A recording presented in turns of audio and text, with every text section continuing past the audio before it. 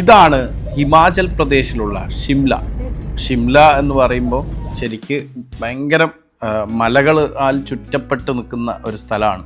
നമ്മൾ 2 ഫാമിലി ചേർന്നിട്ടാണ് പോയിരുന്നത്. ഒരു ട്രാവലറായിരുന്നു നമുക്ക് ഫുള്ളായിട്ട് അവിടെ നിന്നുള്ള ട്രിപ്പ് ഫുള്ളായിട്ട് ഉണ്ടായിരുന്നത്. വിശദമായ വീഡിയോസ് ഓരോ സ്ഥലത്തിൻ്റെയും ഞാനിങ്ങനെ ഓരോന്നായിട്ട് ചെയ്ത് വരുന്നുണ്ടാവും. ഇങ്ങനെ എല്ലാ വീഡിയോസും നിങ്ങൾ കാണണം, കംപ്ലീറ്റ് കാണണം, എന്നാലേ നിങ്ങൾക്ക് ഇതിൻ്റെ അകത്ത് ഒരുപാട് കാര്യങ്ങൾ മനസ്സിലാക്കാനുണ്ടാവും. അവിടെ ഈ പച്ചപ്പുല്ലിൽ കയറിയാൽ പോലും അവർ ഈ വിസിലടി. നോർത്ത് ഇന്ത്യയിൽ പോകുന്ന സമയത്ത് മനസ്സിലാക്കേണ്ട ഒരു കാര്യം എന്ന് പറഞ്ഞാൽ, നോർത്ത് ഇന്ത്യയിലുള്ള ഫുഡ് പൊതുവെ മലയാളികളായിട്ടുള്ള നമുക്ക് അത്ര അങ്ങോട്ട് ദഹിക്കണം എന്നില്ല, നമുക്ക് അത്ര അങ്ങോട്ട് ഇഷ്ടപ്പെടണമെന്നില്ല. അതാണ് നമ്മൾ അനുഭവിച്ച ഏറ്റവും വലിയ വെല്ലുവിളികളിലൊന്ന്.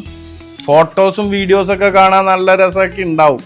ഇതുപോലെ സ്ലോ മോഷനിലൊക്കെ നടക്കുന്നതും ഓടുന്നതും ചാടുന്നതും ഒക്കെ ചെയ്യാനൊക്കെ പറ്റും. ഒരുപാട് നല്ല ഫോട്ടോസും കിട്ടും.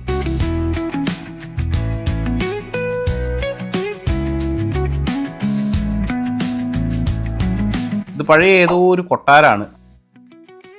ഗവൺമെൻറ്റിൻ്റെ സൈഡിൽ നിന്നുള്ള ടൂറിസത്തിൻ്റെ ആൾക്കാരുണ്ട്, പക്ഷെ അവരൊന്നും വലിയ സപ്പോർട്ടൊന്നുമില്ല.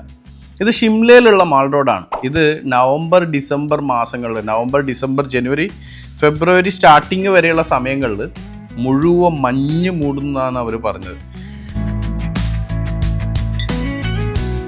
നടന്ന് നമ്മുടെ ഊപ്പാടളക്കി കോയ്സ്, ഒരു രക്ഷയില്ലായിരുന്നു.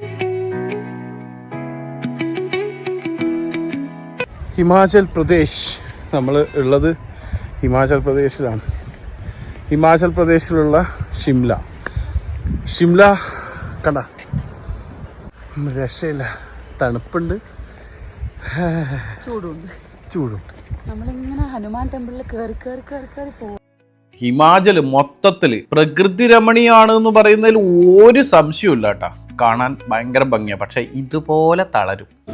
ഇത് അവിടുന്ന് ജാക്കു ടെമ്പിൾ എന്ന് പറയുന്ന മുകളിൽ, മലയുടെ മുകളിലേക്ക് ഒരു വാനിലൊരു പോക്കാണ്. എൻ്റെ പൊന്നോ, കുടജാദ്രി പോയൊരു ഓർമ്മയൊക്കെ വരുന്ന സംഭവം. പക്ഷെ താറിട്ട റോഡായതുകൊണ്ട് അത്ര പ്രശ്നമില്ല. നമ്മൾ ആ സാഹസികമൊക്കെ കഴിഞ്ഞിട്ട് നേരെ ജാക്കു ടെമ്പിളിലേക്ക് എത്തി വാനിൽ.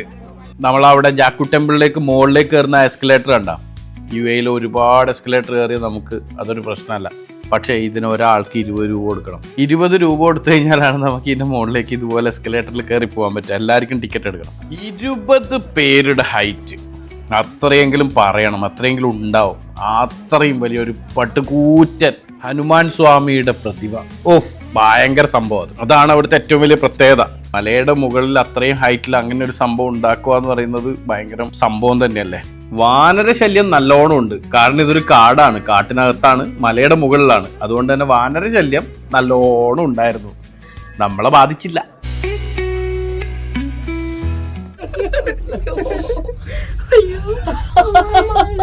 ജാക്കു ടെമ്പിളിൽ നിന്ന് താഴേക്ക് നമ്മൾ പോയത് റോപ്പ് വേ ത്രൂ ആയിരുന്നു. കാരണം നമ്മൾ ഓൾറെഡി വണ്ടിയിലും നടന്നും ഒക്കെ പോയല്ലോ. ബാക്കി നമ്മൾ ഇതിലും കൂടി ഒന്ന് എക്സ്പീരിയൻസ് ചെയ്തു.